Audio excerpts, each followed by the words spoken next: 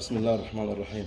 لفرز العسل نحن نعرف العسل بيجي مختم هيك، هذا القرص مختم كله، هذا قرص تاني كمان راس كلها مختمة دينجي بالصلاة على النبي ما شاء الله. طريقة قشط العسل بنقشط الأقراص هيك كلها، هذه الأقراص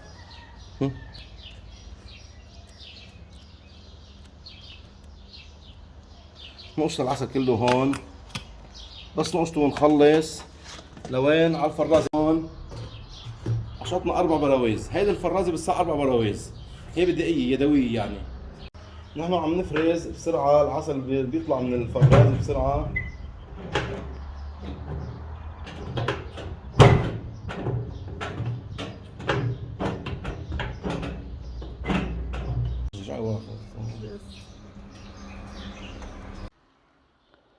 ما شاء الله، هذا عسل ربيعي.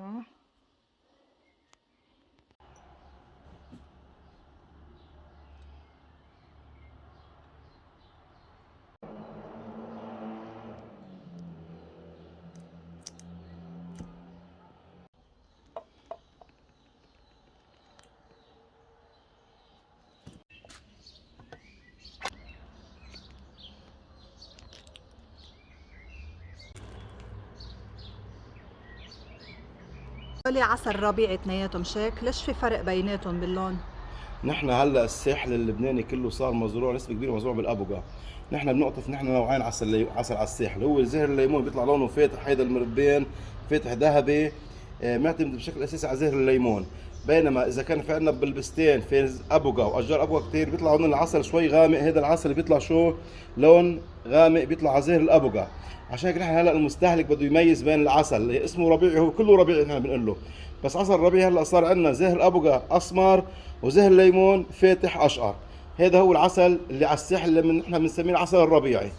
هيدا ربيعي، هيدا صيفي، هيدا سنديان. الربيعي بيعتمد على زهر الليمون بشكل اساسي، نقطفه بالربيع، بنقطفه بنيسان تقريبا. هيدا النوعية التاني بس يخلص الموسم من الليمون يطفي الزهر، ما عادش في عندنا زهر ليمون، بنطلع على الصيف على المرتفعات، على الاحراش، على المناطق 500 متر وبالطالع، 500 متر وبالطالع.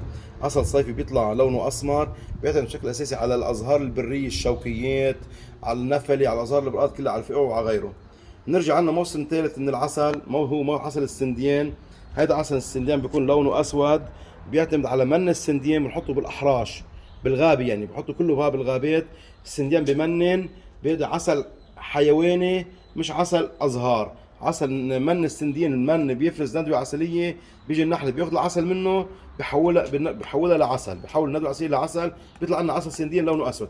هيدا عسل سنديان ما بيجمد، هي ظاهره كثير مهمه. السنديان ما بيجمد لانه السنديان حيواني مش ازهار، ما بيجمد، بينما الصيف والربيعي بس يفوت على الشتاء بده يجمد. هلا كيف بدي اعرف انا اذا هيدا مغشوش ولا مش مغشوش؟ عادة في اساليب كثير لكشف غش العسل. اول اسلوب هو المختبر، المختبر بيحدد لنا نسبه السكروز، جلوكوز وفركتوز. السكروز بده يكون بالعسل تحت ال5، يعني لبنان محدد العسل بده يكون السكروز فيه تحت ال5، اذا كان فوق ال5 بيكون طعم السكر، بيكون العسل مغشوش يعني. تاني شيء الثقة بالشخص، إذا نحن بنوثق بنحال وشخصية ونعرفه بالضيعة، بنعرفه إنه نحال محترم ما بغش، بنجيب منه. يعني هو طريقتين لكشف غش العسل، من أول شيء الثقة بالشخص، ثاني شيء المختبر. يعني ما ببين اذا بدي دوبته بمي سخنه لا لا، ما او شيء؟ خص المي يذيب، ما دب المي ما قال عليه، ما خص انه ما بينعرف هذا انه اذا مغشوش ولا مش مغشوش. لازم المختبر نحن في عندنا هلا بالسوق عسل صناعي ممل الدنيا، يعني مش عسل نحل، عسل معمول على الايد، انتبه لها الشغله، موجود بشكل كثيف بالمحلات وعروضات، وعسل صناعي ممل الدنيا هلا.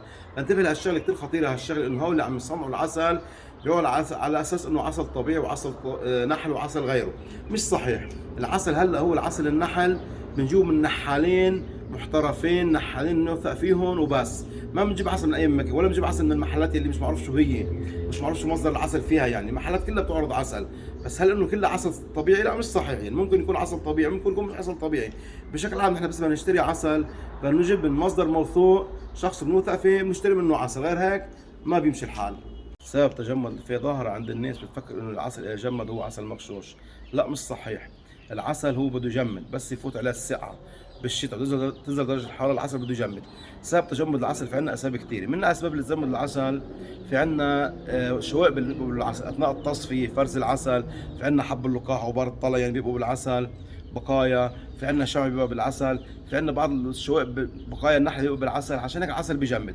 بس السبب الرئيسي لتجمد العسل هو نسبه السكريات اللي بقلبه. نحن عندنا بالعسل ثلاث انواع من السكريات الاساسيات، يعني عندنا السكروز، عندنا جلوكوز، عندنا فركتوز. كل ما كان الجلوكوز عالي العسل بيجمد اكثر، فركتوز اقل بيجمد العسل اقل. يعني نسبة الفركتوز على الجلوكوز، كل ما كان الجلوكوز نسبته كتير عالية كان العسل حيجمد اكثر، كل ما كان الفركتوز اقل بجمد العسل اقل.